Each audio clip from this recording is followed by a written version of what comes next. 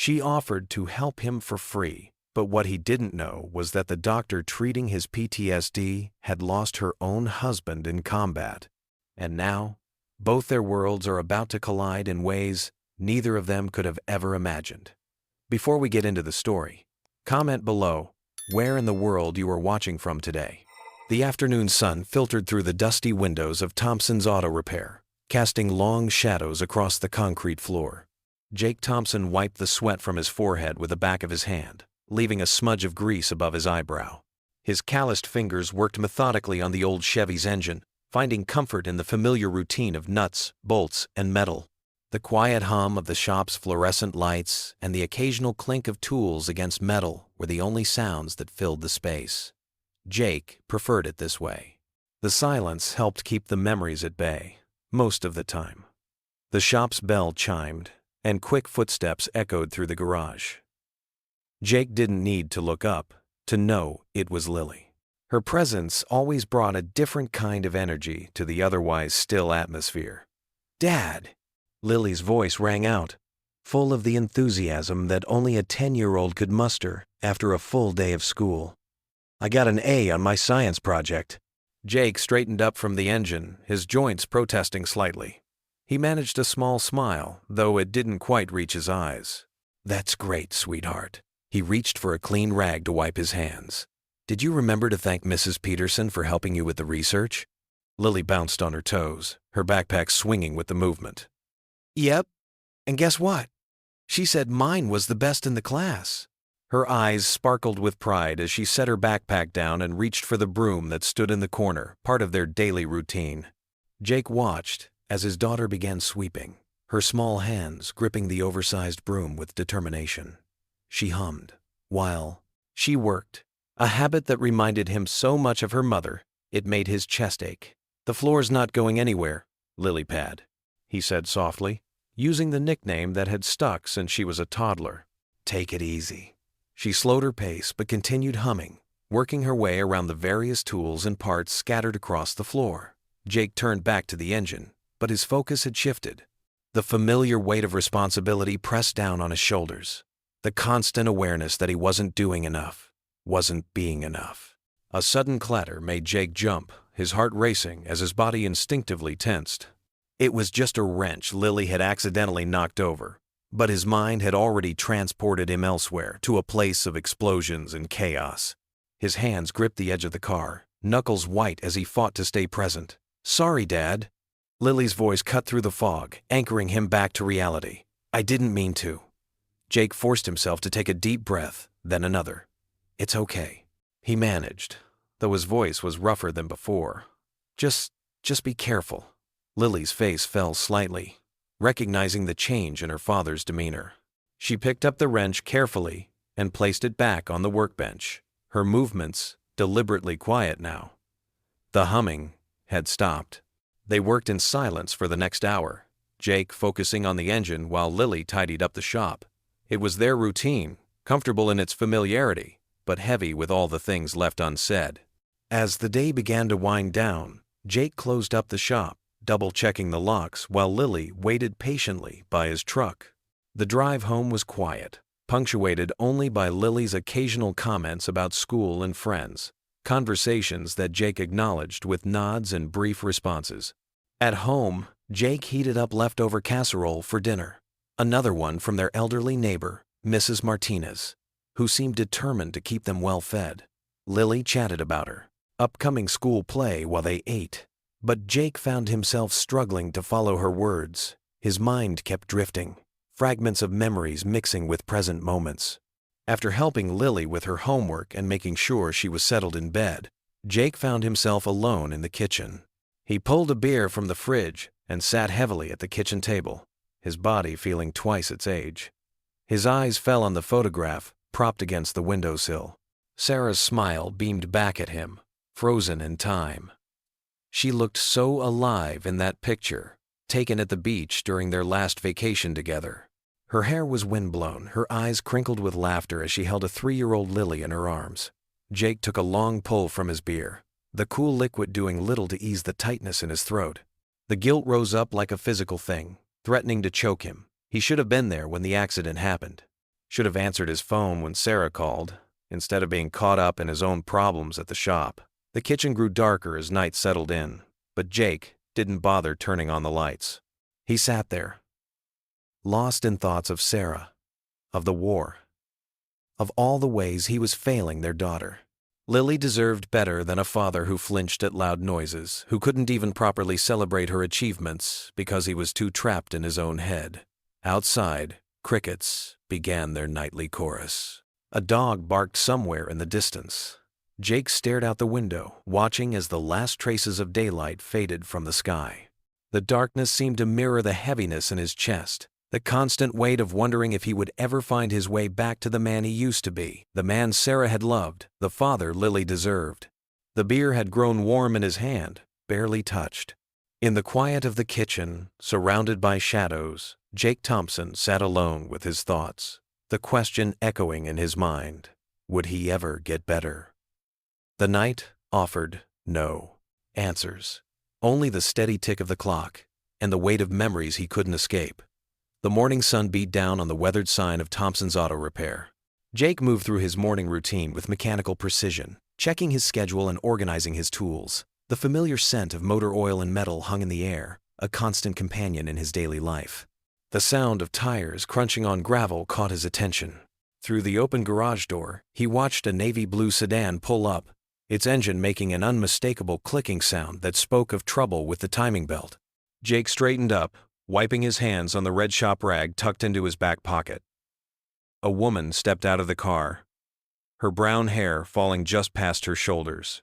She carried herself with quiet confidence, dressed in professional attire that seemed at odds with the gritty atmosphere of the repair shop. "Good morning," she said, offering a warm smile. "I'm hoping you can help me with this noise my car's been making." "Morning," Jake replied, his voice rough from disuse. "I'm Jake Thompson. Emma Caldwell," she said, extending her hand. Jake hesitated for a moment before shaking it briefly. "It started making this clicking sound yesterday." Jake nodded, already moving toward the car. "Mind starting it up for me?" Emma slid back into the driver's seat and turned the key. The clicking sound grew more pronounced, and Jake's suspicions were confirmed. He gestured for her to cut the engine. "Timing belt's going," he said, crossing his arms. "Not something you want to ignore." Emma stepped out of the car, her expression concerned but calm. "How long will it take to fix?" "Can probably get it done today if you'd like to leave it." Jake moved to his workbench, jotting down notes on a work order form.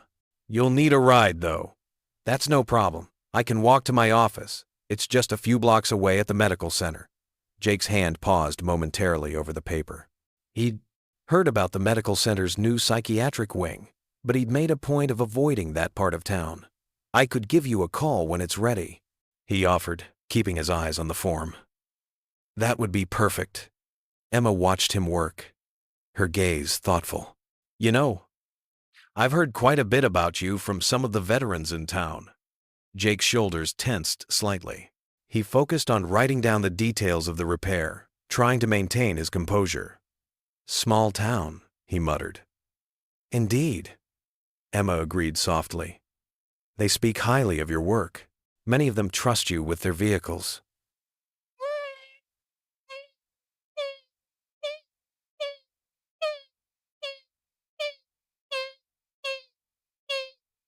There was something in her tone, not pity, but understanding, that made Jake look up. Her eyes held a gentle wisdom that seemed to see right through his carefully constructed walls. "Just doing my job," he said, but his voice had lost some of its edge. Emma nodded, accepting his response without pushing. She glanced around the shop, taking in the meticulously organized tools and the certificates on the wall. "Your father's shop, wasn't it?" "Yeah," Jake confirmed, surprised by her knowledge. "How'd you know?" "The sign outside still has both Thompson names," she explained. And again, small town. Jake found himself relaxing slightly, despite his usual guardedness. There was something about Dr. Caldwell that put him at ease, even as it made him wary. As he worked on her car throughout the day, Emma stopped by during her lunch break to check on the progress. She brought coffee, black, if I remember correctly from Mary at the diner, and asked questions about the repair process that showed genuine interest.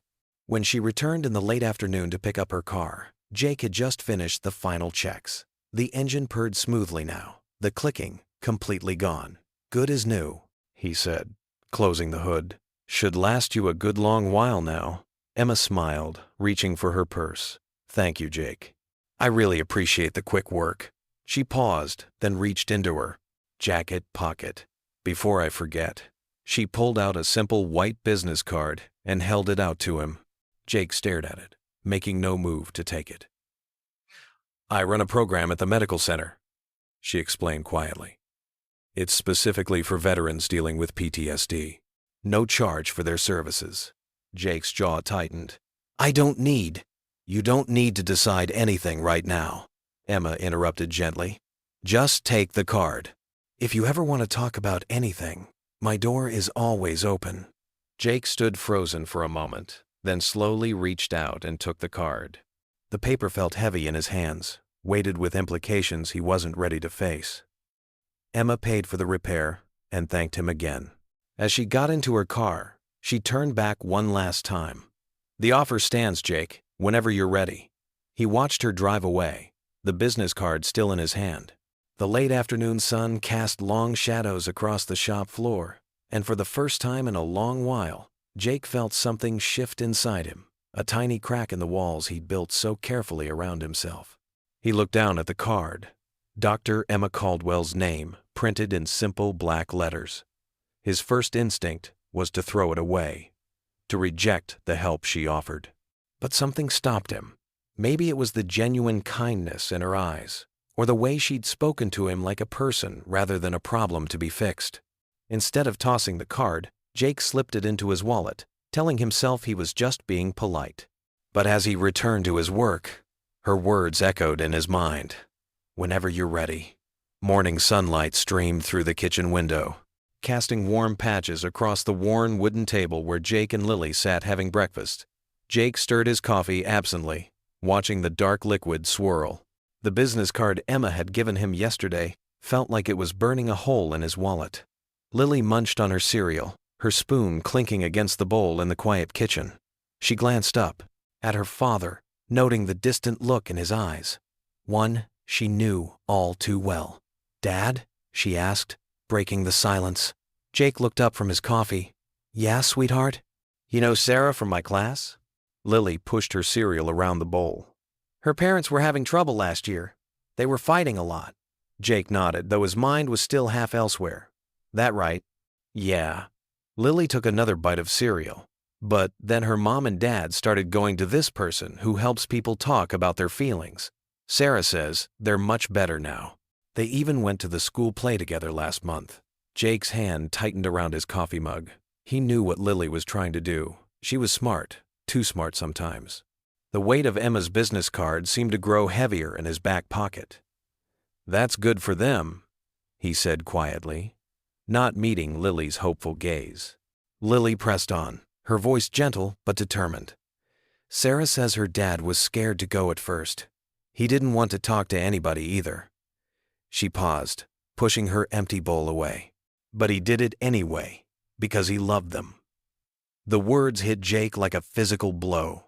He stood up abruptly, his chair scraping against the linoleum floor. "Don't want to be late." Lily's face fell slightly, but she nodded and gathered her backpack. Jake watched her walk to the door, her shoulders slightly slumped. She turned back before leaving. "I love you, Dad." "Love you too, sweetheart," Jake managed, his throat tight. He waited until she was gone before slumping back into his chair, running his hands through his hair. The morning passed in a blur at the shop. Jake threw himself into his work, trying to lose himself in the familiar rhythm of repairs. But his mind kept wandering back to Lily's words at breakfast, to Emma's kind eyes when she'd offered her help, to the business card that felt like it weighed a ton. By afternoon, the shop was quiet. Most of the day's customers had come and gone, leaving Jake alone with his thoughts and a stubborn transmission that needed work. The radio played softly in the background, country music mixing with the sound of his tools against metal. He reached for a wrench, and his hand trembled slightly. Jake stared at it, remembering how his hands used to be steady as a rock in combat. Now they shook sometimes, especially after his nightmares or when memories ambushed him in broad daylight. Wiping his hands on a shop rag, Jake walked over to where his jacket hung. He pulled out his wallet and found Emma's card, still crisp and white despite being carried around for a day. The simple black text seemed to stare back at him. Dr. Emma Caldwell, Psychiatric Services, followed by her phone number. Jake's throat felt dry as he studied the card. His fingers trembled more noticeably now, and he could feel his heart starting to race. Opening up to someone, talking about what happened overseas, about losing his wife, the thought made his chest tight with anxiety. But then Lily's words echoed in his mind. He did it anyway, because he loved them. Jake looked around his shop, at the tools lined up precisely as he learned in the military, at the photos of Lily on his desk, at the empty coffee cup from this morning. This was his life now. But maybe it could be more than just getting through each day. His hands still shaking slightly, Jake took out his wallet again. He stared at the card one more time, then carefully tucked it away. Tomorrow, he decided.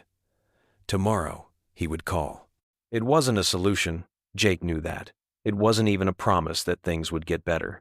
But as he turned back to the transmission he'd been working on, he felt something he hadn't experienced in a long time, a tiny spark of hope. The afternoon sun slanted through the shop windows, casting long shadows across the concrete floor. Jake picked up his wrench and got back to work, the weight of his decision settling over him like a familiar blanket. Tomorrow would bring what it would bring. For now, he had cars to fix and a daughter to pick up from school, one step at a time. He worked steadily, letting the familiar movements ground him. The radio played on, the tools clinked against metal, and outside, life in their small town continued as usual. But inside Jake's shop, something had shifted, small but significant, like the first turn of a key in a long rusted lock. The business card sat in his wallet, waiting for tomorrow. Jake's hands steadied as he worked, finding their rhythm in the familiar tasks before him. The trembling had stopped, at least for now. Sometimes, he thought, the hardest battles were the ones you fought with yourself. But maybe, just maybe, you didn't have to fight them alone. Jake's truck crawled into the parking lot of the small medical building where Dr. Emma Caldwell's office was located. His hands gripped the steering wheel so tight his knuckles turned white. The morning sun felt too bright, making him squint as he checked his watch. 9:57 a.m., 3 minutes early. He sat there, engine idling, watching other cars pass by on the street. His throat felt dry. The thought of walking into that office made his stomach twist into knots. Part of him wanted to turn the key, drive away, and forget this whole thing. "Get it together, Thompson," he muttered to himself, finally switching off the engine. The building's entrance felt miles away as he walked toward it. Each step seemed heavier than the last. Inside, the hallway was quiet, except for the soft hum of air conditioning. The walls were painted a calm beige, decorated with generic landscape paintings that Jake barely noticed as he searched for room 204. There it was. Dr. Emma Caldwell, licensed clinical psychologist. Jake's hand hovered over the doorknob for a moment before he forced himself to turn it. A small waiting room greeted him, furnished with comfortable-looking chairs and potted plants. The space smelled faintly of lavender. Before he could settle into one of the chairs, the inner office door opened. "Jake," Emma said warmly, stepping out to greet him. She wore a simple navy blazer over a white blouse, her brown hair pulled back in a neat bun. "I'm glad you came. Please, come in." Her office was cozy but professional. 2 armchairs faced each other near a window that let in natural light. Jake chose the chair furthest from the door, his body tense as he sat down. "Would you like some water?" Emma asked, gesturing to a small side table with a pitcher and glasses. Jake shook his head. "I'm fine." His voice came out rougher than he intended. Emma settled into the chair across from him, notepad in her lap. Her presence was calm, unhurried. "How are you feeling about being here today?" Jake's jaw clenched. He stared at a spot on the wall just past her shoulder, like I'd rather be anywhere else. A small smile touched Emma's lips. "That's completely normal." Many people feel that way during their first session. Silence stretched between them. Jake's leg bounced slightly, a nervous habit he couldn't control. "Why don't we start with your military experience?" Emma suggested gently. "Whatever you feel comfortable sharing." Jake's chest tightened. Images flashed through his mind. Sand, heat, explosions, his friends' faces. He pushed them away quickly, like closing a door. "Did 3 tours," he said flatly. "Army, Special Forces." Emma waited, but Jake didn't elaborate. His fingers drummed against the armrest. "What made you decide to join?" she pressed carefully. "Family tradition." Jake's answers came out clipped, defensive. "My old man served. His father before him." Emma nodded, making a brief note. "And when did you leave the service?" 4 years ago." Jake shifted in his chair, uncomfortable with the direction of the questions. His mind drifted to his last deployment, but he forced it back to the present. "That must have been a significant adjustment," Emma observed. Jake's laugh was short, bitter. "You could say that." Emma leaned forward slightly, her expression open and attentive. "How did you handle the transition to civilian life?" The question hit too close to home. Jake's shoulders tensed further. "Look, I'm not really good at this talking thing." "That's okay," Emma assured him. "We can take it slow. Maybe tell me about your work at the garage instead." Jake relaxed fractionally. Cars he could talk about. "It was my dad's shop. Left it to me when he passed. Been running it since I got back." "Do you enjoy the work?" "Yeah. Cars make sense. You find what's broken, you fix it." Unlike people, he thought, but didn't say. Emma seemed to hear the unspoken words anyway. Sometimes people aren't so different from cars. They just need someone to help them figure out what needs fixing. Jake met her eyes for the first time since sitting down. There was no judgment there, just quiet understanding. Something in his chest loosened slightly. The rest of the session continued with Emma asking simple questions about his daily life, steering clear of the heavier topics after sensing his resistance. Jake's answers remained brief, but the crushing tension in his shoulders gradually eased. When Emma glanced at the clock, Jake was surprised to see an hour had passed. "I think that's enough for today," she said. "Would you like to schedule another session for next week?" Jake hesitated, running a hand through his short hair. Part of him wanted to say no, to walk out and never come back. But another part, a quieter part, remembered the way Emma had let him set the pace, hadn't pushed when he pulled back. "Same time?" he asked finally. Emma smiled, warm and genuine. "Same time works perfectly. I'll see you next week, Jake." He nodded, standing quickly. The office suddenly felt too small, too intimate. He needed air. "Thanks," he managed, before heading for the door. Outside, the morning had grown warmer. Jake walked to his truck, his emotions a confusing mix of exhaustion and something else, maybe relief. He climbed into the driver's seat but didn't start the engine right away. His hands shook slightly as he gripped the steering wheel. Talking about even the surface-level stuff had been harder than he'd expected, but as he sat there, the weight on his chest felt just a little lighter than before. The morning sun filtered through Jake's mechanic shop windows as he worked on a transmission. His movements were practiced, but his mind wandered to therapy sessions with Emma. Each conversation felt like walking through a minefield. The familiar smell of oil and metal usually brought comfort, but lately reminded him of burning vehicles overseas, the metallic taste of fear. The door chimed, making him flinch. "Mrs. Henderson dropped off her Buick." "Morning, Jake," she called cheerfully. "Morning," he replied roughly, ducking under the hood. That afternoon, Jake sat in Emma's office. The leather chair creaked as he shifted uncomfortably. "How have you been sleeping?" Emma asked. "Fine." Jake lied, knowing he'd been pacing nights, watching Lily sleep. "We both know that's not true." He ran his hands through his hair. "What do you want me to say? That I wake up in cold sweats? Hear things that aren't there? If that's what's happening, yes." This is a safe space. Images flashed through his mind. Sarah's laugh, dancing with Lily. The phone call that changed everything. "I keep seeing her," he whispered. "Sarah. Not just in dreams." Emma leaned forward. "Tell me about that." "Yesterday, I thought I saw her in the grocery store. Same yellow dress she wore the day of the accident. The silence felt heavy. It's not just the war anymore, Jake said painfully. Sometimes I can't tell what's worse, overseas memories or losing her. Trauma compounds, Emma explained softly. Jake stood abruptly, pacing. I should have been there. If I hadn't been deployed when she had that accident. You couldn't have prevented what happened. I could have been there for Lily. Instead, I was halfway around the world when my daughter lost her mother. His shoulders slumped. Now I can barely look at her without seeing Sarah. Later sessions followed similar patterns. Resistance, gentle pushing, painful truths. Each revelation felt like betraying his training to stay strong. One session focused on Lily. Jake described struggling with his daughter's endless energy and questions. She deserves better, he admitted shamefully. A father who can actually be there.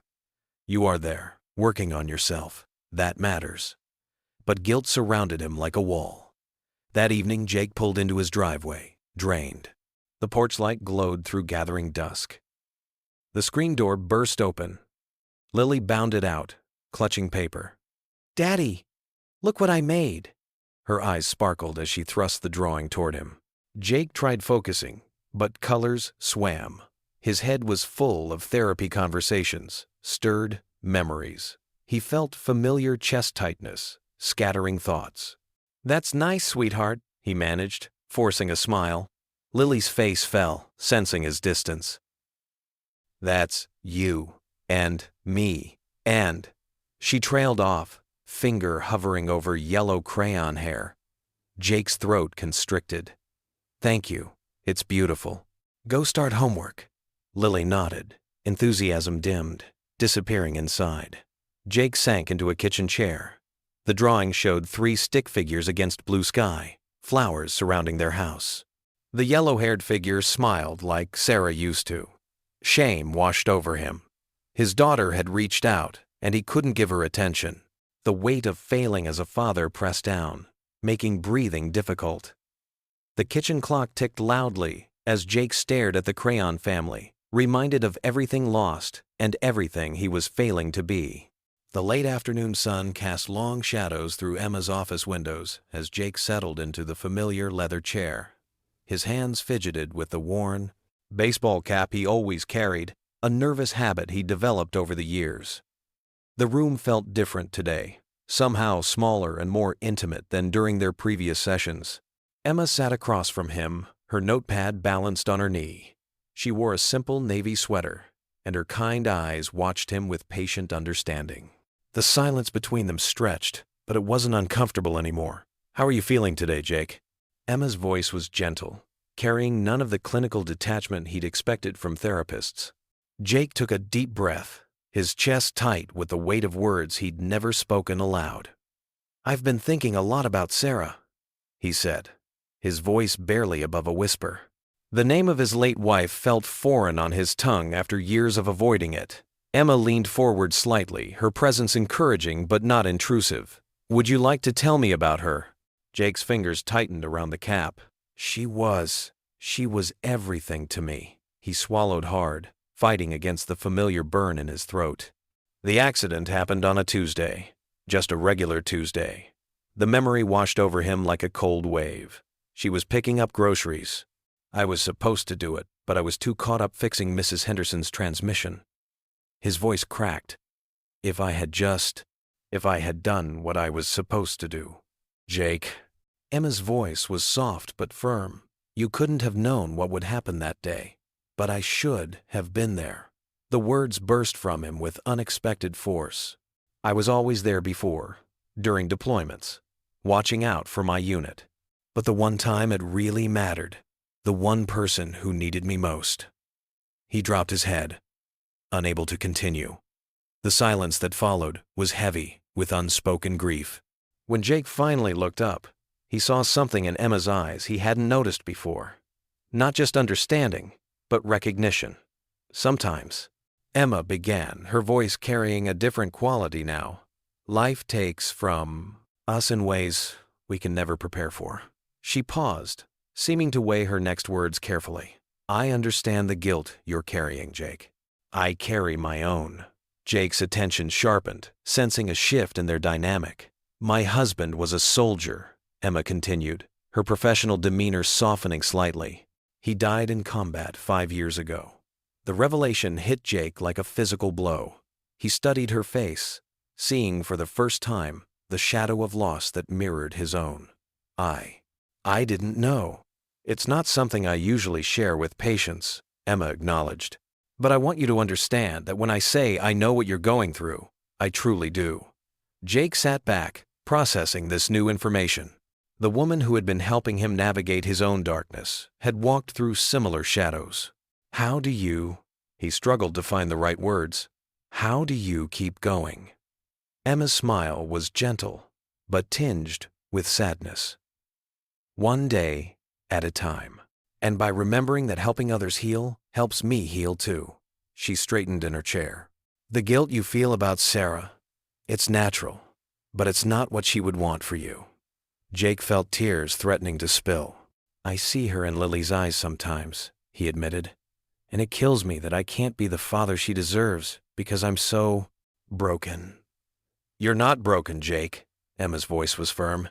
You're wounded. There's a difference. Wounds can heal, even if they leave scars. For the first time since starting therapy, Jake felt something shift inside him. The wall he'd built around his grief developed a small crack. I miss her so much, he whispered, letting the tears fall freely now. And I'm so tired of pretending I'm okay. Then stop pretending, Emma suggested softly. Let yourself feel it. Let yourself grieve. Jake wiped his eyes with the back of his hand, feeling both drained and somehow lighter. Is that what you did? Emma nodded slowly. Eventually, and it was the hardest thing I've ever done, but it was also the most necessary.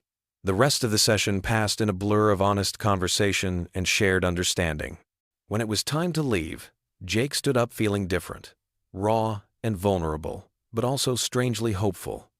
Emma walked him to the door, as she always did. Same time next week? Jake nodded, then paused. Thank you for telling me about your husband.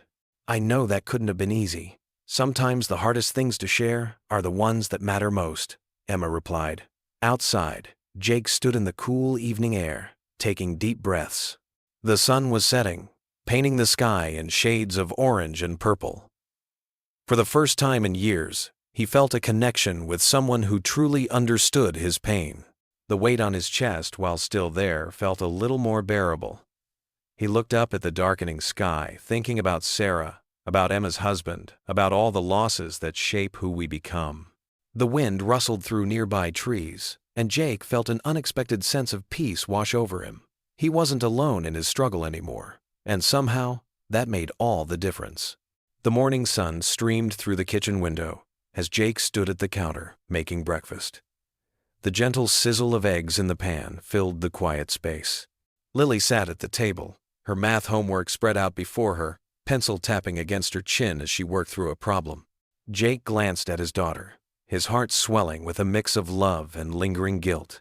The past few days had felt different somehow, lighter, since his breakthrough with Emma. The weight on his shoulders wasn't gone, but it had shifted, becoming more manageable. Hey, kiddo, Jake said, sliding a plate of scrambled eggs in front of Lily. I need to tell you something. Lily looked up from her homework, her bright eyes curious. What is it, Dad? Jake sat down across from her, his own plate untouched, his hands wrapped around his coffee mug, drawing comfort from its warmth. I've been seeing someone, a doctor, to help me with some stuff in my head. Like a therapy doctor? Lily asked, putting down her pencil. Yeah, Jake nodded, surprised by her matter-of-fact tone. Dr. Caldwell. She helps people like me, veterans, who sometimes have trouble dealing with things from the past. Lily took a bite of her eggs, considering this. Like when you get really quiet sometimes, or when loud noises make you jump? Jake's throat tightened at her perceptiveness. Yeah, exactly like that. I'm trying to get better at handling those things. That's good, Dad.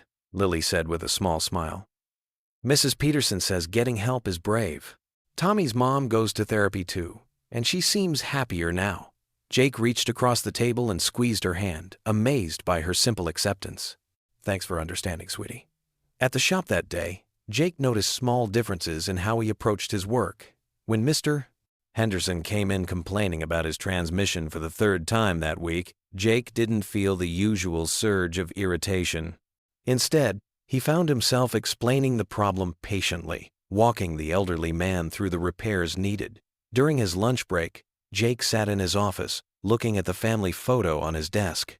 It was taken shortly after Lily was born, Sarah holding their newborn daughter, while Jake stood behind them, beaming with pride. The familiar ache in his chest was still there, but it felt different now, less like a crushing weight and more like an old injury that was finally starting to heal. By mid-afternoon, Jake was under the hood of a Ford pickup when he heard the shop door open.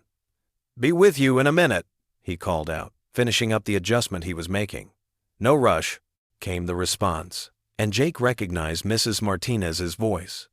She was a regular customer, always bringing her ancient Volkswagen in for repairs. Usually, her constant chatter about her grandchildren set Jake's nerves on edge, but today he found himself listening with genuine interest as she showed him pictures on her phone. Later that week, during his session with Emma, Jake sat in his usual chair, but his posture was different, less rigid, more open. Emma noticed the change immediately. "You seem more relaxed today, Jake," she observed, her voice warm and encouraging. Jake nodded slowly. "I told Lily about coming here," he said, "about getting help." Emma's eyes lit up with interest. "How did that conversation go?" "Better than I expected," Jake admitted. "She just accepted it, like it was the most normal thing in the world." "Children often have a way of simplifying things we adults make complicated," Emma said with a gentle smile. "How has it been since our last session?" Jake shifted in his chair, gathering his thoughts. "It's different. Not perfect, but different. Work feels easier. I'm not as quick to get frustrated.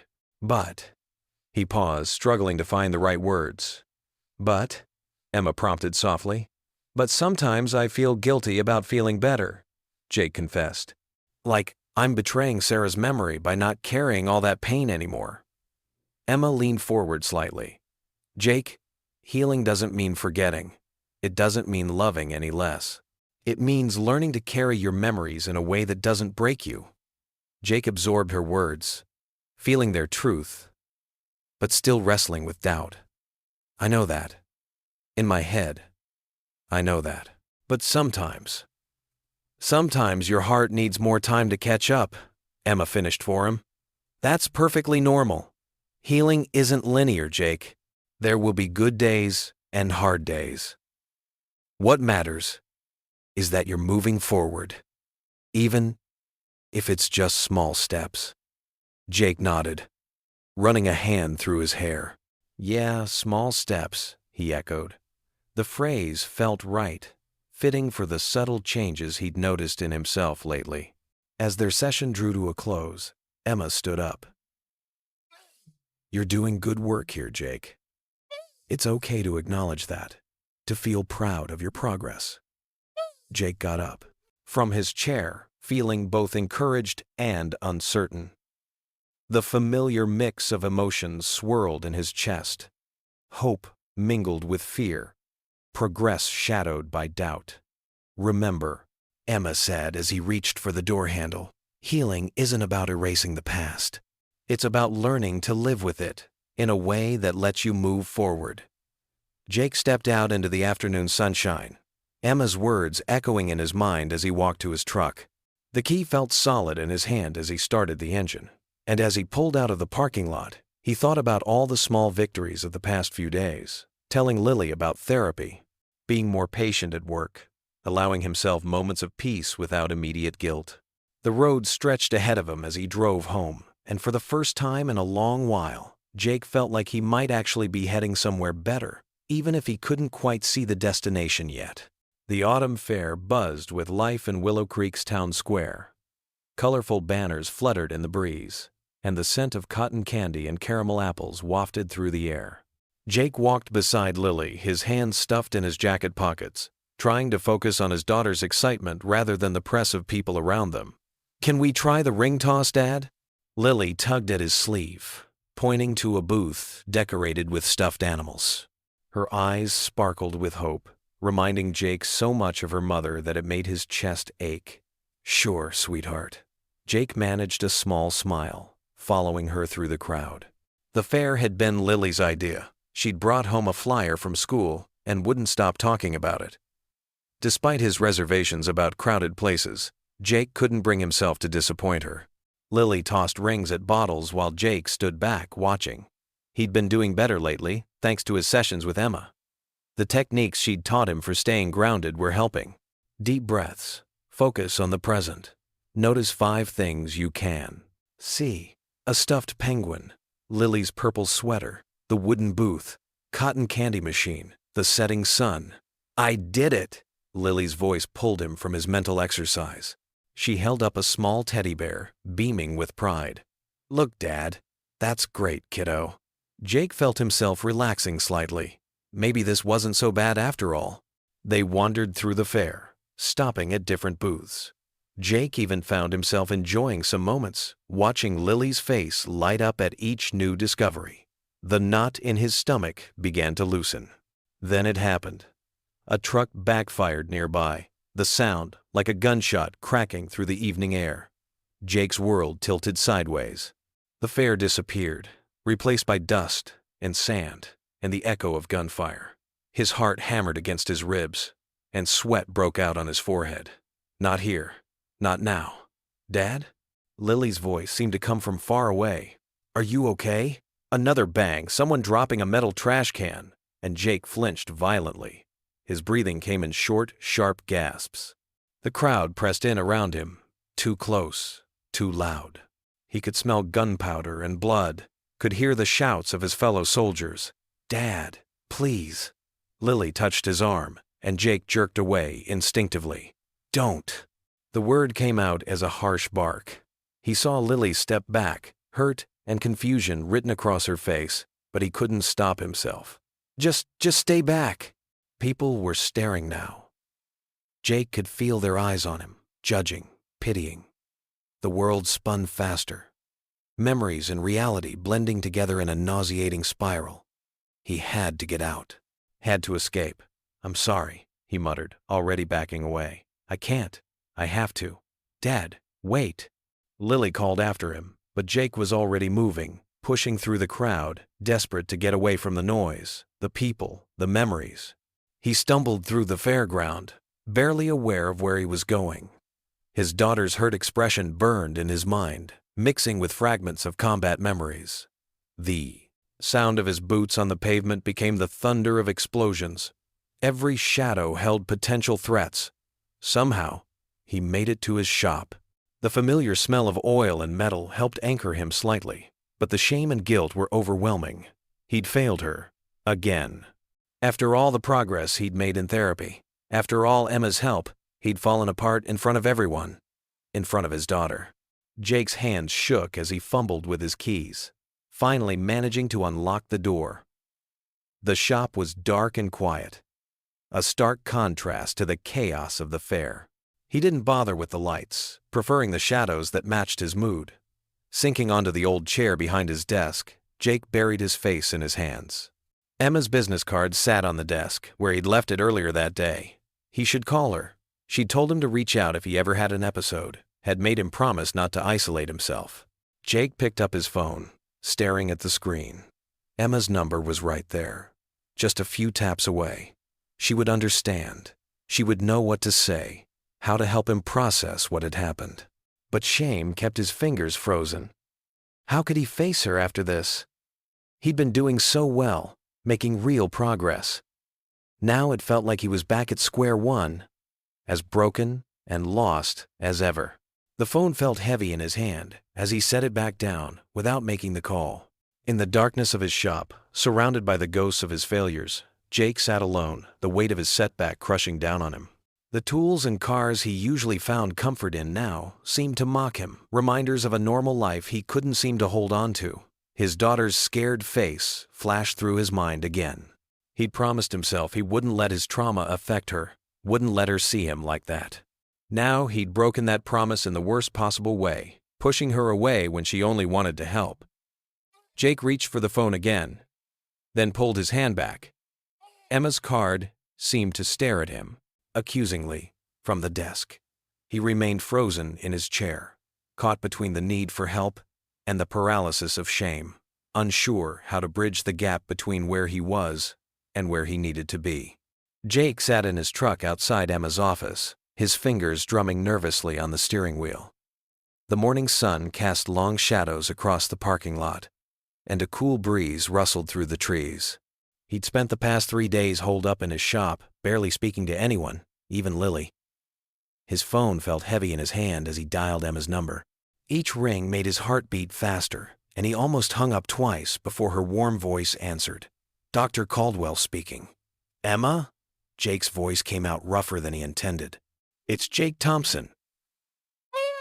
There was a brief pause, and he could hear papers shuffling in the background. Jake? I'm glad you called. He let out a shaky breath. Not great. I messed up at the fair. Had an episode. Scared Lily. The words tumbled out, each one carrying the weight of his shame. Would you like to come in and talk about it? Emma's voice remained steady, non-judgmental. I have an opening this morning if you'd like. Jake glanced at his watch. The shop wouldn't open for another hour. Yeah, I think I need to. 20 minutes later, Jake found himself sitting in the familiar leather chair in Emma's office. Sunlight streamed through the window, highlighting the dust motes dancing in the air. Emma sat across from him, her notepad on her lap, her expression open and attentive. I feel like I'm back at square one, Jake admitted, his hands clasped tightly in his lap. All that progress, gone in an instant. Emma leaned forward slightly. Progress isn't linear, Jake. What happened at the fair doesn't erase the steps you've taken forward. But I pushed Lily away, his voice cracked. She was just trying to help, and I. Tell me what happened, Emma encouraged gently. Jake described the scene at the fair. The fess, sudden explosion of fireworks, the rush of panic, the way his world had narrowed to a pinpoint of fear. 1 minute I was watching Lily play games. The next I was back there, in the middle of. He swallowed hard, and when Lily touched my arm, I couldn't. That's a natural response to being triggered, Emma explained. Your brain went into survival mode. It doesn't mean you've failed. Jake ran a hand over his face. It feels like failure. Every time I think I'm getting better, something happens, and I'm right back where I started. Recovery isn't about never having setbacks, Emma said, her voice gentle but firm. It's about learning how to handle them when they come. You're here now, talking about it. That's progress. Later that week, Jake returned for another session. The office felt different somehow, less intimidating. Emma's presence had become a source of comfort rather than anxiety. I've been thinking about Lily, Jake began, settling into the chair. About how much she's had to adapt to my problems. Emma nodded encouragingly. What specifically concerns you about your relationship with her? She shouldn't have to be the strong one, Jake said, his voice thick with emotion. She's just a kid, but sometimes she acts more like the parent than I do. After the fair, she left soup outside my door. Didn't even knock, just left it there because she knew I needed space. He shook his head. That's not right. It sounds like Lily has developed her own ways of showing love and support, Emma observed. But you're right, it's a lot for a child to carry. Jake leaned forward, elbows on his knees. I don't know how to be the father she needs. Every time I try to step up, something triggers me, and I'm back to hiding in my shop. Being a good father doesn't mean being perfect, Emma said softly. It means showing up, even when it's hard, especially when it's hard. But what if I keep failing? What if I can't get better? Emma said her, notepad aside. Jake, look at me. She waited until he met her eyes. You're already getting better. You're here, talking about your fears, instead of burying them. You're acknowledging the impact your PTSD has on Lily, instead of pretending everything's fine. That's not failure, that's courage. Jake felt something loosen in his chest. I just want to be there for her. Really there. Not just physically present. And that desire, that commitment to trying, that's what matters. Emma assured him. Healing isn't about reaching some perfect state where nothing ever triggers you. It's about learning to manage those triggers. About being honest with yourself and your loved ones when you're struggling.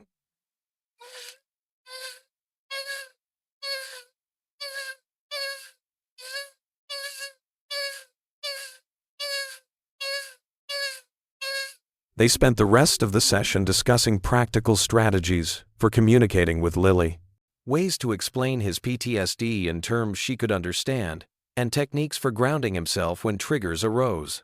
As Jake stood to leave, he felt both exposed and lightened, as if sharing his deepest fears had somehow made them less overwhelming. Emma's words about progress versus perfection echoed in his mind, offering a new perspective on his journey toward healing. Same time next week? Emma asked, standing to walk him to the door. Jake nodded, managing a small but genuine smile. Yeah, same time next week. Jake pulled up to Willow Creek Park early Saturday morning, the autumn air crisp and clean. Beside him, Lily bounced in her seat, her eyes bright with excitement. It had been months since they'd visited the park together, and Jake felt a mixture of guilt and hope stirring in his chest. Can we go to the swings first, Dad? Lily asked, already unbuckling her seatbelt. Sure thing, sweetheart. Jake's voice was steady, calmer than it had been in weeks. The sessions with Emma were helping, teaching him to stay grounded in the present moment. They walked together across the dewy grass, their footsteps leaving temporary marks in the morning frost. The playground was quiet, at this early hour, just the way Jake preferred it. Fewer people meant fewer unexpected noises, fewer chances for his anxiety to spike. Lily ran ahead to the swings, her purple jacket fluttering behind her like wings. Jake watched her, really watched her, the way Emma had been teaching him to do. He noticed how her hair caught the sunlight, how her laugh echoed across the empty playground. Push me, Dad, she called out, already settling into one of the swings. Jake positioned himself behind her, his hands gentle on her back. Each push was careful, measured. He focused on the rhythm. Push, step back, push, step back. The repetitive motion was almost therapeutic. Higher, Lily giggled, and Jake found himself smiling too. Remember when you were little? He asked, surprising himself by initiating the conversation. You used to be scared of the big swings. Really? Lily turned her head slightly, trying to catch his eye. Yeah, you'd only use the baby swings. Your mom. He paused, the words catching in his throat. But this time the memory didn't feel like a knife to the heart. Your mom would sing to you while she pushed you. Some silly song about flying. Lily's swing slowed slightly. I think I remember that. Was it the one about the little bird? Jake nodded, continuing to push. That's the one. She had such a beautiful voice. They fell into a comfortable silence, broken only by Lily's occasional laughs of delight. After a while, she jumped off the swing, landing with the fearless grace of childhood. Can we get hot chocolate? She asked, pointing to a small coffee cart that had just opened at the edge of the park. Jake checked his watch. In the past, he might have made an excuse to leave, to retreat to the safety of his routine. But today felt different. Sure, why not? They walked to the cart together, Lily's small hand slipping into his. The vendor was a friendly elderly man who gave Lily extra marshmallows in her hot chocolate. Jake ordered a black coffee for himself, and they found a nearby bench to sit on. Dad? Lily blew on her drink, creating ripples in the chocolate. Are you feeling better these days? The question caught Jake off guard, but he didn't flinch from it. Emma had been helping him learn how to have these conversations. I'm trying to, he said honestly. Some days are harder than others. Lily nodded, seeming older than her years. I can tell you're trying. You smile more now. Jake felt his throat tighten with emotion. I'm sorry, I haven't been. I haven't been the dad you deserve. You're my dad, Lily said simply, as if that explained everything. I just want you to be okay. They spent the next hour exploring the park, something they hadn't done since before his last major episode. Lily showed him her favorite climbing tree, and Jake found himself sharing stories about his own childhood adventures. When she asked about his time in the military, he managed to tell her some of the good memories, about the friends he'd made, the places he'd seen. As the morning wore on, other families began arriving at the park. Usually, this would be Jake's cue to leave, but today he felt steady enough to stay. He watched Lily make friends with another girl her age, their laughter carrying across the playground. When it was finally time to head home, Jake felt tired, but content. It wasn't perfect. He'd still tensed up at a car backfiring in the distance, still had moments where the memories threatened to overwhelm him, but he'd stayed present. He'd stayed with his daughter. That evening, they sat together on the front porch of their small house. The sky had cleared after a brief afternoon shower, revealing a canvas of stars above them. Lily leaned against his side, wrapped in her favorite blanket. "Look, Dad," she pointed upward. "Remember when you taught me about the Big Dipper?" "I do," Jake said softly, following her finger to the familiar constellation. "Your mom knew all the star stories she used to tell them to you when you were little." This time, mentioning her didn't feel like reopening a wound. Instead, it felt like sharing something precious, keeping her memory alive in a way that could heal rather than hurt. They sat in comfortable silence, watching the stars twinkle above them. Jake realized that his hands weren't shaking, his chest wasn't tight with anxiety. He was just there, present in the moment with his daughter, feeling the cool night air and the warmth of her presence beside him. The PTSD was still there. He could feel it lurking at the edges of his consciousness, but it no longer felt like it defined him. Emma's words came back to him. Healing isn't about erasing the past, it's about learning to carry it differently. Lily's breathing had grown steady against his side, and he realized she was starting to doze off. Looking down at her peaceful face, Jake felt something he hadn't experienced in a long time. Hope. Not the desperate kind that came from wishing things were different, but the quiet, steady kind that came from knowing that change was possible, one small step at a time. The stars continued their silent dance overhead, and for the first time in years, Jake allowed himself to simply be still, to exist in this moment with his daughter, to believe that maybe, just maybe, there could be more moments like this in their future. Jake pulled into the parking lot of Emma's office, his truck's engine rumbling to a stop. The familiar brick building looked different today, somehow smaller, more vulnerable. He'd gotten a text from Emma asking if he could come in early, and something in her message felt off. The waiting room was empty when he walked in. Emma opened her office door, and Jake immediately noticed the dark circles under her eyes. Her usual warm smile seemed strained. "Thanks for coming in early, Jake," she said, gesturing for him to take his usual seat. Instead of sitting behind her desk as she normally did, she took the chair next to him. "Everything okay?" Jake asked, his hands clasped together. After months of therapy, he'd gotten better at reading people's emotions, especially Emma's. She took a deep breath. "I received some news yesterday that I need to share with you." She paused, collecting her thoughts. "The funding for our veterans' PTSD program is being cut. The hospital board decided it's not financially viable anymore." Jake felt like someone had punched him in the gut. "What? They can't do that. This program helps so many people." His mind raced to the other veterans he'd met in the waiting room, each carrying their own battles. "Unfortunately, they can," Emma said, her voice tight. "And they are. We have about 2 months before the funding stops completely." Jake stood up and paced the small office. This program had become his lifeline. He thought about how far he'd come since that first session, how he could now sit through dinner with Lily without jumping at every sudden noise, how he could finally talk about Sarah without feeling like his chest would cave in.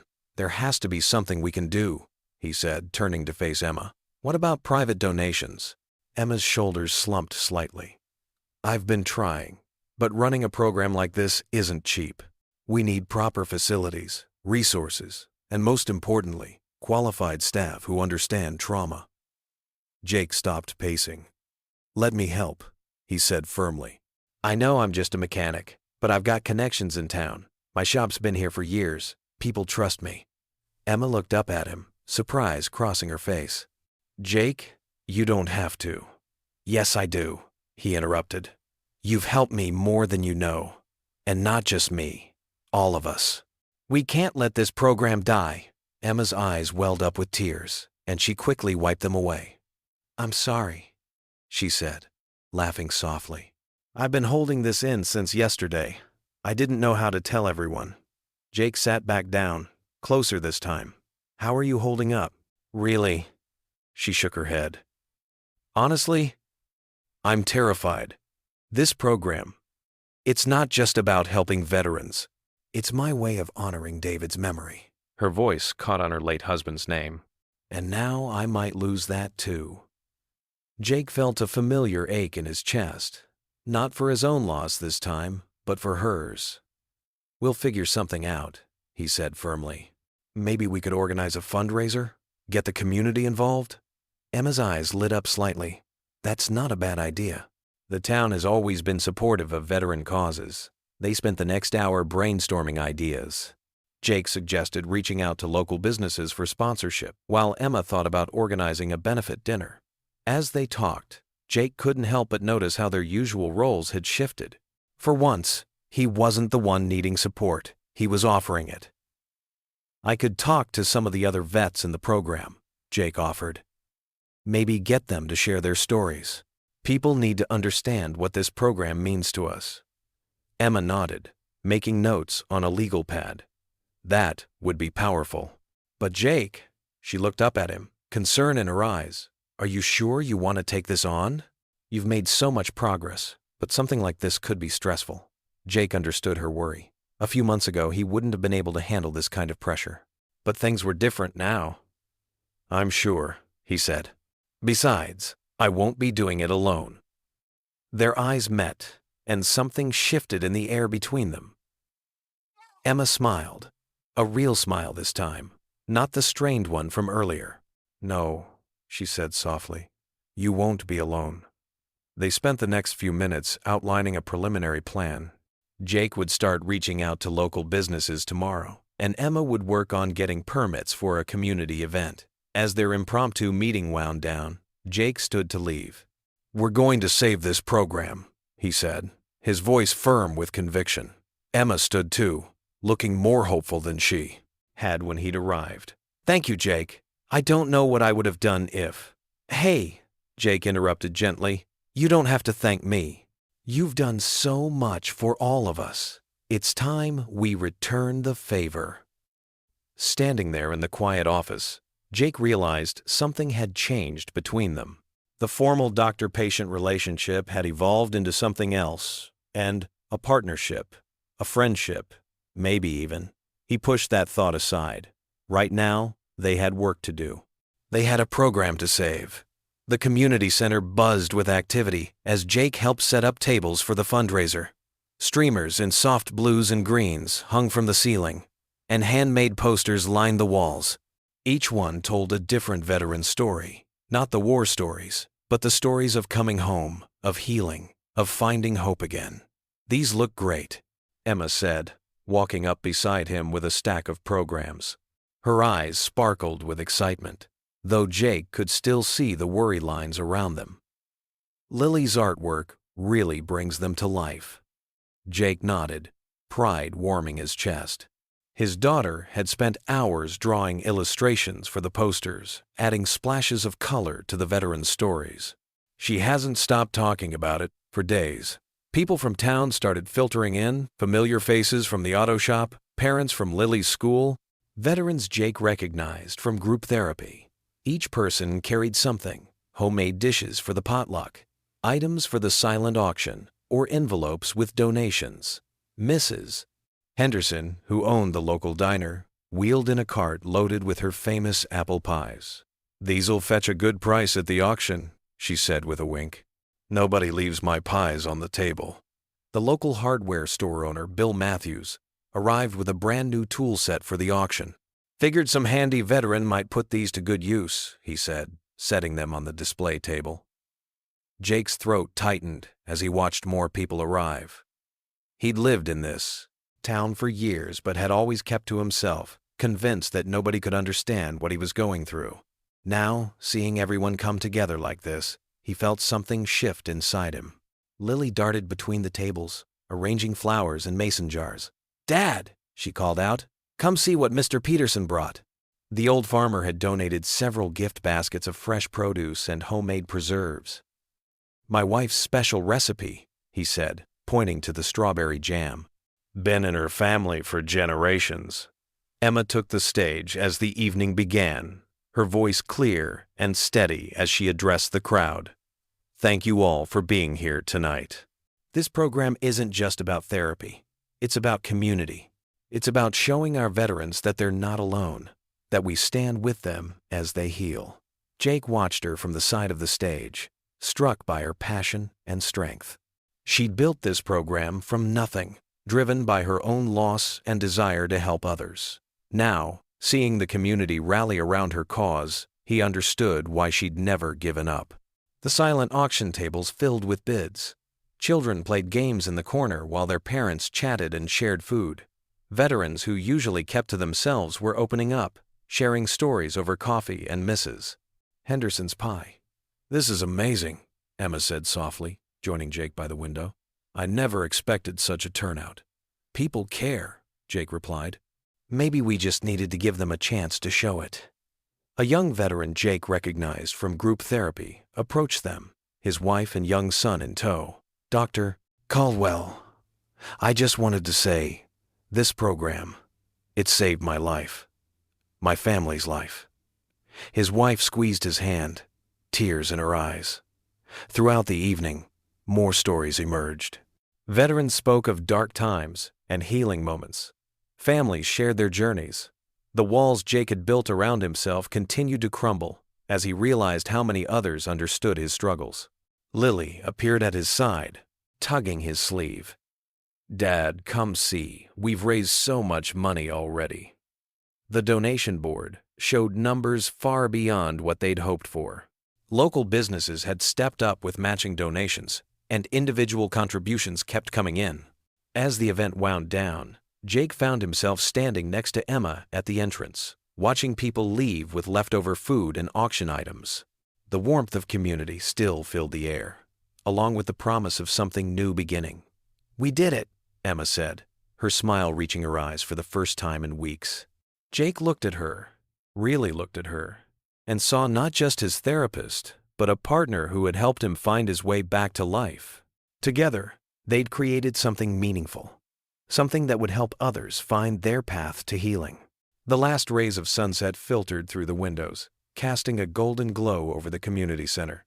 All around them, volunteers were cleaning up, chatting, and laughing. Lily was helping Mrs. Henderson pack up her pie containers, her face glowing with accomplishment. Jake felt it then, a sense of purpose stronger than anything he'd experienced since leaving the military. This wasn't just about saving a program anymore. It was about building connections, about showing others that healing was possible, about being part of something bigger than himself. Standing there with Emma, surrounded by the evidence of what they'd accomplished together, Jake knew this was just the beginning of their partnership. The road ahead still held challenges, but they would face them together, supported by a community that cared more than he'd ever realized. Jake sat in his usual chair in Emma's office, the afternoon sun streaming through the windows. The room felt different now, less intimidating, more like a safe harbor. He'd been coming here for weeks, and each session brought him closer to understanding himself. "How are things with Lily?" Emma asked, her voice gentle.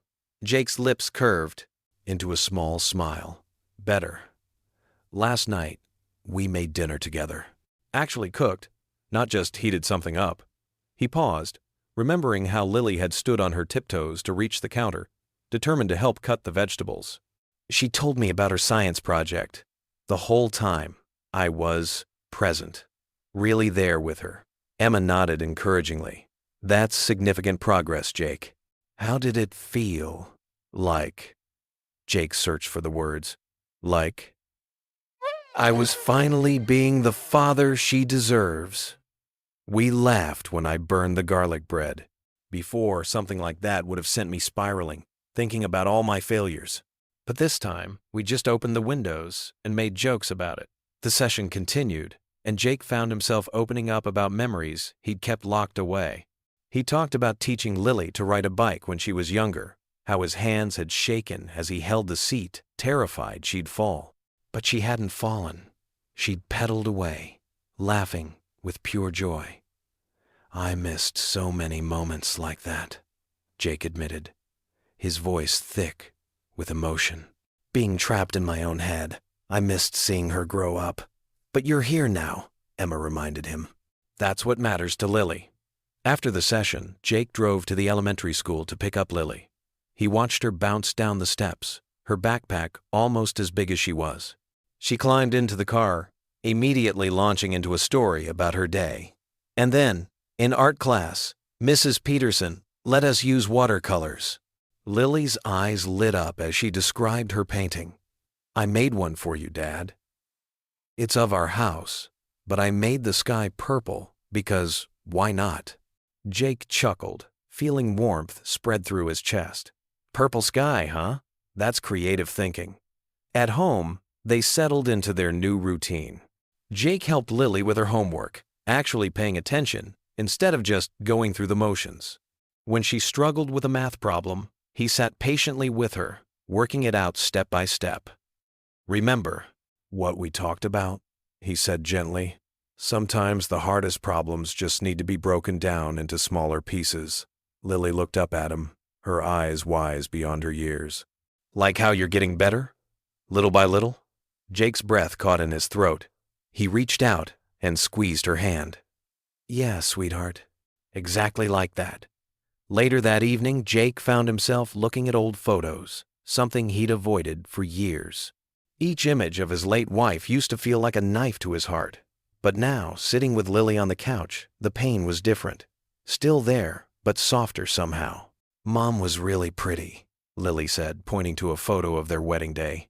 "She was beautiful," Jake agreed, his voice steady. "Inside and out. Just like you."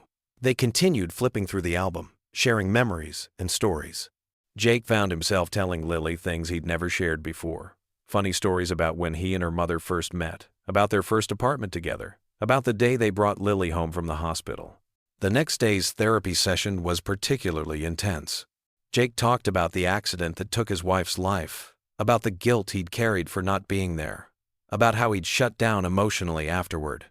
"I couldn't save her," he said, his voice breaking. "Just like I couldn't save my buddies in combat. I felt like everything I touched turned to ash." Emma leaned forward. "But that's not true, Jake. Look at Lily. Look at how she's thriving now that you're allowing yourself to be present with her. You haven't destroyed anything. You're building something new." That evening, Jake sat at the kitchen table, watching Lily do her homework. She was humming softly to herself, concentration written across her face as she worked on her math problems. The setting sun painted the kitchen in warm golden light, and for the first time in years, Jake felt truly at peace. "Dad?" Lily looked up from her work. "Can we plant a garden in the spring?" Mrs. Peterson says growing things is good for the soul. Jake smiled, really smiled, feeling the warmth of hope in his chest. "Yeah, sweetheart, I think that's a wonderful idea. What should we plant?"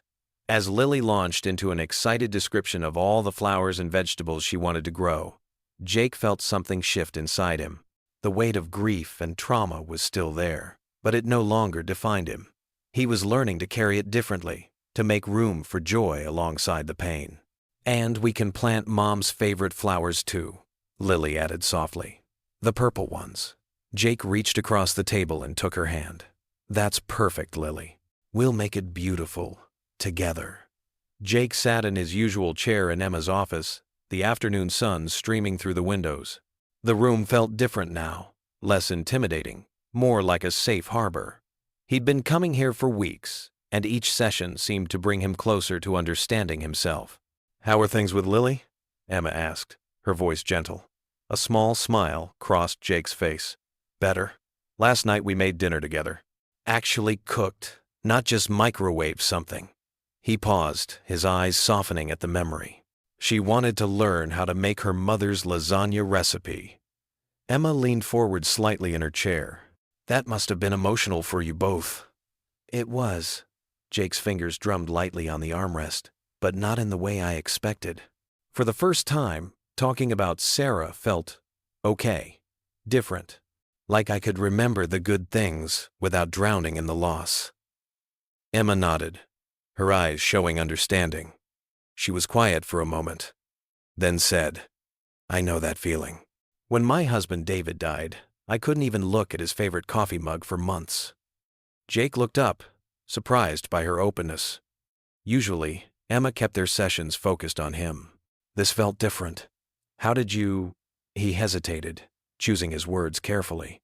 How did you start moving forward? Emma's hands clasped together in her lap. Honestly, I threw myself into my work, started this program, thought if I could help enough people, maybe it would fill the void.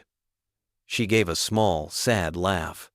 It didn't, of course. Nothing really does. But you kept going, Jake said softly. I did, though sometimes I wonder if I've really moved forward at all. Emma's admission hung in the air between them. Being here, helping others, it gives me purpose. But personally, she shook her head. I've been stuck. Jake felt an unexpected surge of protectiveness. You're not stuck. Look at everything you've built here. Look at how many people you've helped. He gestured to himself. Look at me. 3 months ago, I could barely talk about any of this. Emma's eyes met his, vulnerable in a way he'd never seen before. Sometimes it's easier to help others heal than to face our own pain. I know that feeling too well, Jake admitted. He shifted in his chair, leaning forward. But you taught me something important, that healing isn't about forgetting. It's about learning to carry the weight differently. Emma's eyes glistened slightly. When did you get so wise? I had a good teacher. Jake's voice was warm with genuine appreciation. They sat in comfortable silence for a moment, the late afternoon sun casting long shadows across the office floor. Jake noticed how the light caught the silver pendant Emma always wore. He'd never realized before that it might have been from her husband. Can I tell you something? Emma asked, her voice barely above a whisper. Jake nodded, watching as she gathered her thoughts. Sometimes I feel guilty for wanting to be happy again, she confessed. Like moving forward means I'm betraying David's memory somehow. Jake felt his throat tighten with recognition. I used to think the same thing about Sarah. Still do sometimes. But then I look at Lily. He paused, collecting his thoughts. She deserves to see that life can be good again. Maybe we both do. Emma wiped at her eyes quickly. It's funny, isn't it? How we can know something intellectually but still struggle with it emotionally. That's what you always tell me.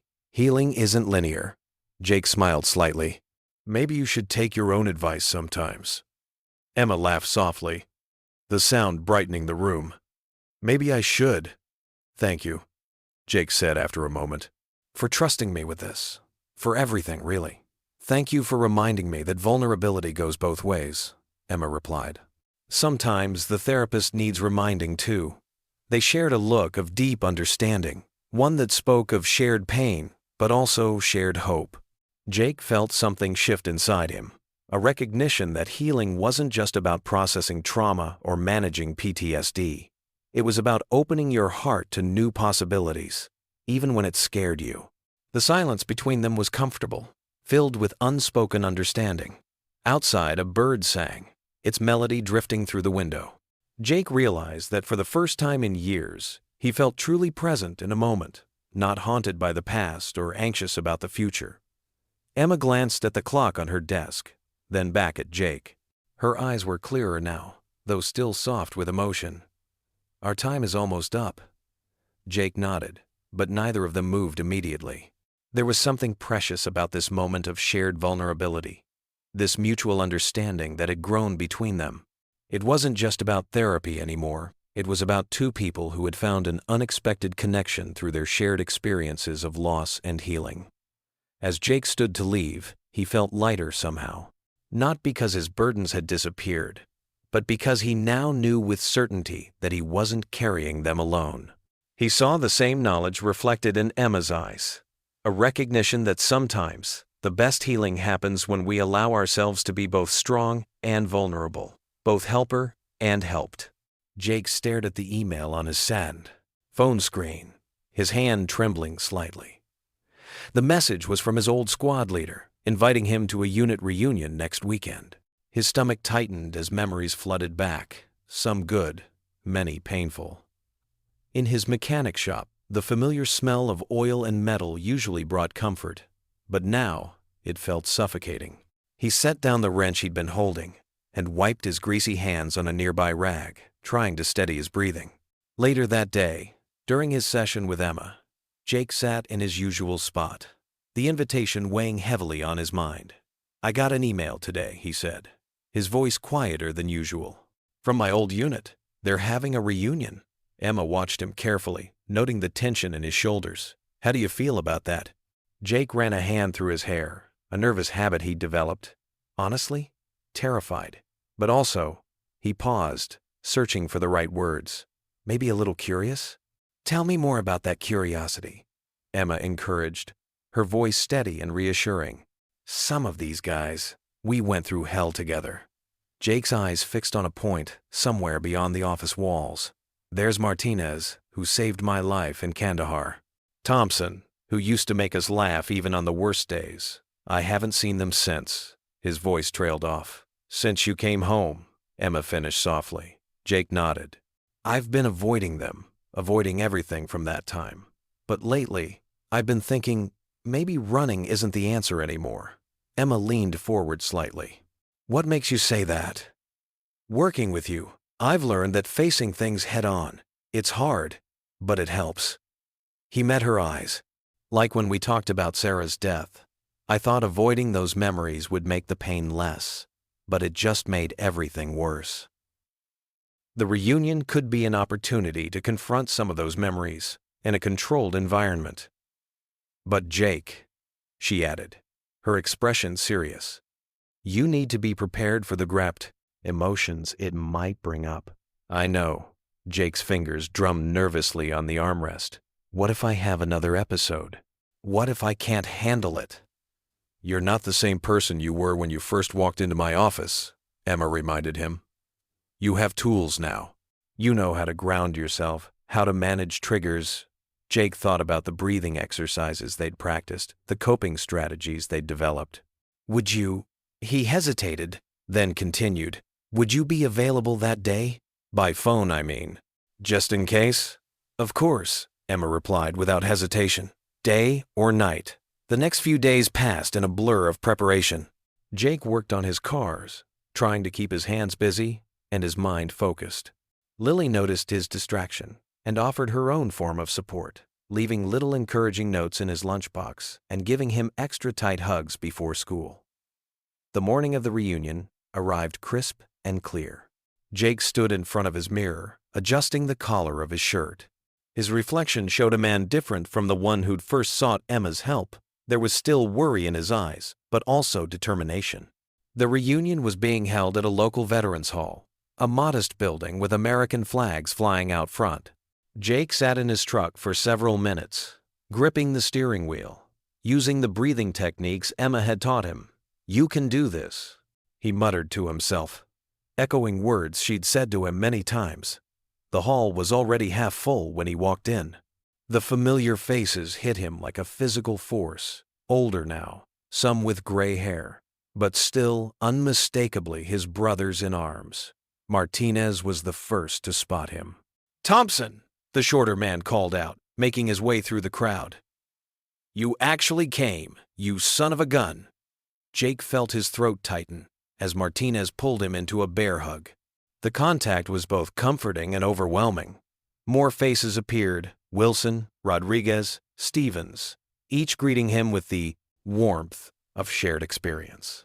They settled at a table, and the stories started flowing. Some were lighter moments, pranks pulled during training, jokes shared during long nights on watch. But inevitably, the conversation turned to harder memories. "Remember that night in Kandahar?" someone asked. And Jake felt his chest constrict. The fluorescent lights of the hall seemed to flicker, threatening to transform into the muzzle flashes of that terrible night. His hands began to shake, and sweat beaded on his forehead. But this time, instead of letting the flashback take over, Jake remembered Emma's words. He focused on his breathing. 5 counts in, 5 counts out. He grounded himself by feeling the solid chair beneath him, the texture of the tablecloth under his fingers. The present slowly came back into focus. The hall, his friends, the safety of home.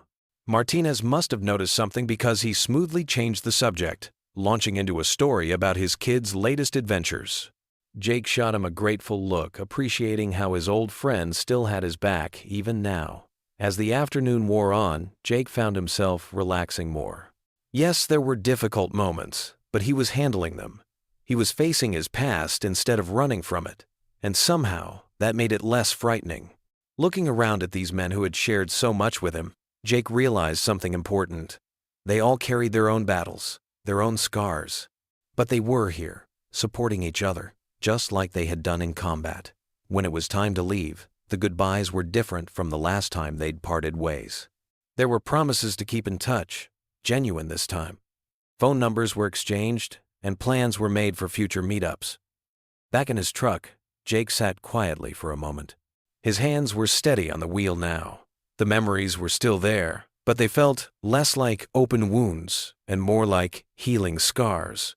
He'd faced one of his biggest fears today, and while it hadn't been easy, he'd made it through. He pulled out his phone and typed a quick message to Emma. "I did it. Thank you."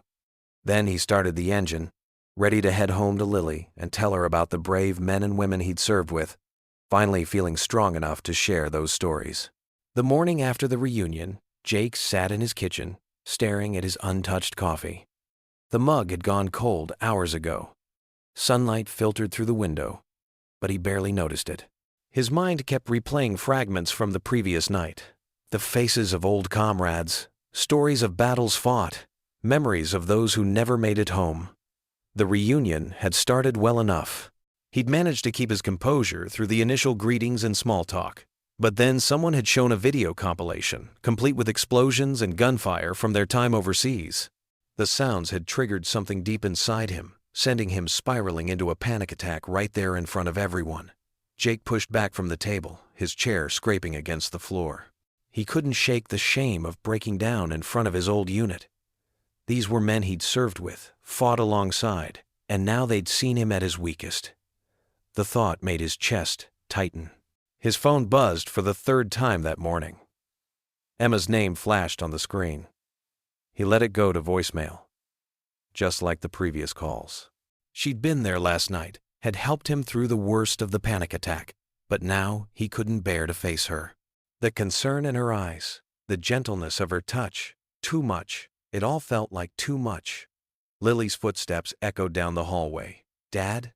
she called out, her voice tentative. "Are you okay?" "I'm fine," he responded, his voice rougher than he intended.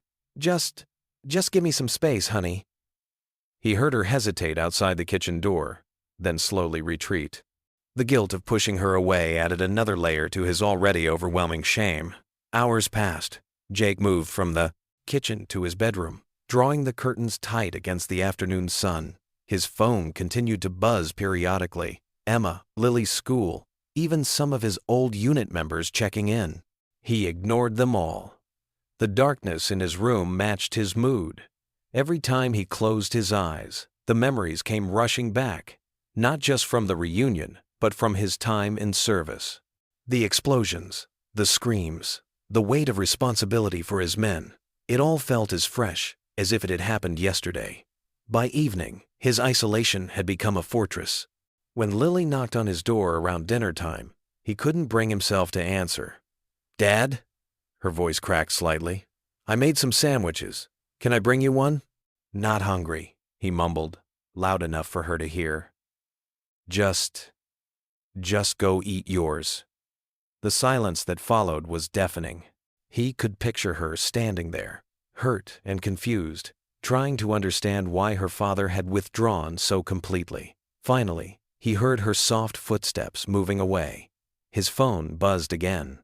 Emma's text message appeared on the screen. "Jake, I know you're struggling. What happened at the reunion doesn't erase all the progress you've made. Please don't shut us out. Let me help." He read the message 3 times before tossing the phone aside. The words "progress you've made" felt like a mockery now.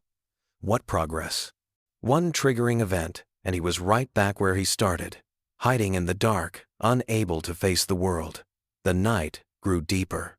Through his bedroom wall, he could hear Lily watching TV in the living room, the volume turned down low. She was trying to be considerate, even though he'd been anything but. Another wave of guilt washed over him. Around midnight, another text came through from Emma. "I'm here when you're ready." "You're stronger than you think." Jake sat in his armchair, surrounded by darkness, feeling anything but strong. The panic attack at the reunion played on repeat in his mind. The trembling hands, the cold sweat, the struggle to breathe. He thought he was getting better, thought he was finally gaining control over his PTSD. Now it felt like he'd been fooling himself all along. His wedding ring caught what little moonlight filtered through the curtains. He twisted it on his finger, thinking of his late wife, wondering what she would say if she could see him now. Would she be disappointed in how he was handling things? In how he was treating their daughter? Another gentle knock at his door. "Dad?" Lily's voice was small, worried. "I'm going to bed now. I love you." The words pierced through his self-imposed isolation, but he couldn't bring himself to respond. He heard her linger for a moment before walking away, her footsteps heavy with disappointment. Alone in the darkness, Jake felt the full weight of his failure pressing down on him. He'd failed his old unit by breaking down at the reunion. He was failing Lily by shutting her out. He was failing Emma by refusing her help. Most of all, he was failing himself by letting his demons win again. The clock on his nightstand ticked away the minutes. Outside, the world continued turning, but in his darkened room, Jake remained frozen in his despair. The walls he'd worked so hard to lower with Emma's help now stood higher than ever, reinforced by shame and fear. His phone lit up one final time, this stud, another message from Emma. He didn't read it. Instead, he sat in his armchair, staring into the darkness, feeling more lost and alone than he had in months. The progress he'd made, the hope he'd started to feel, the connections he'd begun to rebuild, it all seemed like a distant dream now, replaced by the familiar company of his demons. Jake sat at the kitchen table, his hands wrapped around a cold cup of coffee.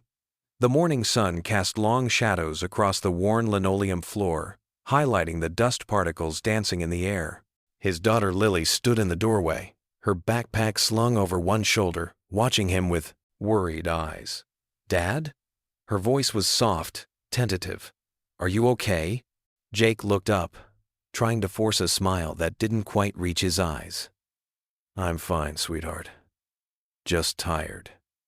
Lily set her backpack down and pulled out a chair across from him. The scraping sound made him flinch slightly, but he managed to keep his composure. "You don't look fine," she said, her eyes searching his face. "You haven't been fine since the reunion." The perceptiveness in her young voice caught him off guard. Sometimes he forgot how observant she was, how much she picked up on his moods and struggles. Jake's throat tightened as he considered deflecting, pushing her away like he had been doing for days. But something in her earnest expression made him pause. "You're right," he admitted quietly.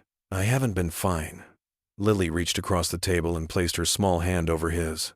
"Is it because of the bad memories, like Dr. Emma talks about?" Jake nodded slowly, his vision blurring slightly. "Yeah, sweetie. The reunion. Seeing everyone again. It brought back a lot of things I thought I'd dealt with. But you were doing so much better," Lily said, her voice carrying a hint of confusion and hurt. "You were smiling more. We were doing things together." The pain in her voice cut through him like a knife. Jake pulled his hand away and ran it through his hair, struggling to find the right words. "I know, and I'm sorry. Sometimes. Sometimes it feels like I take one step forward and 2 steps back. I get scared that I'll never be the father you deserve." "But you are," Lily insisted, her eyes welling with tears. "You're my dad. I don't need you to be perfect. I just need you to be here." The simple truth in her words struck him deeply.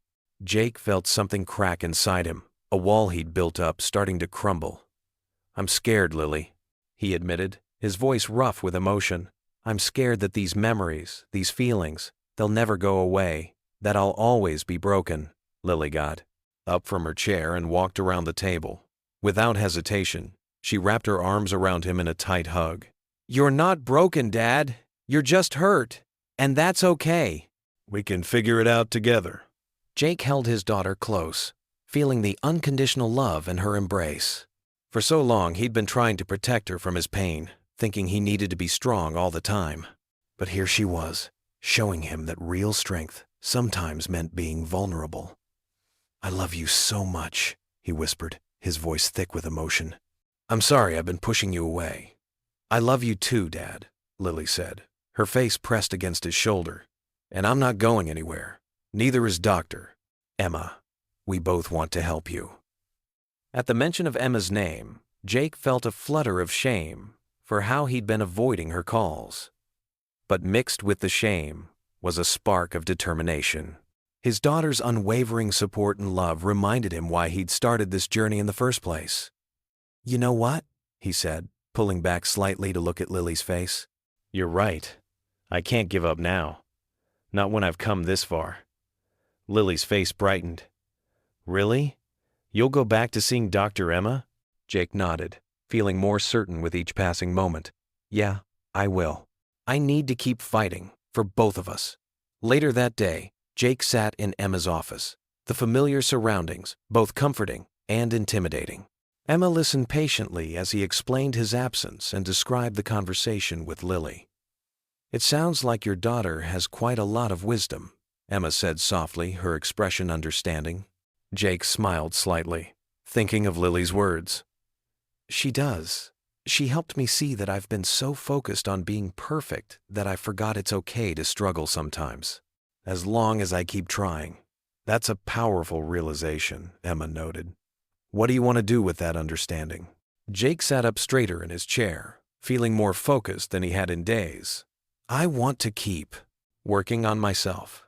The reunion showed me I still have a lot to process, but I'm ready to face it. I need to, for Lily, and for myself. Emma nodded approvingly. That's a healthy perspective, Jake. Remember, healing isn't linear. There will be setbacks, but what matters is how we respond to them. I know that now, Jake said, his voice steady. I'm tired of letting my past control my future. I want to be present for my daughter, to be the father she deserves, and I'm ready to do whatever it takes to get there. Jake watched the early morning sunlight dance across his windshield as he drove down the familiar country road, Lily humming softly beside him.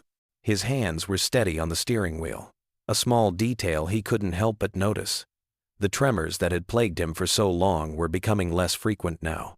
Where are we going, Dad? Lily asked, her eyes bright with curiosity.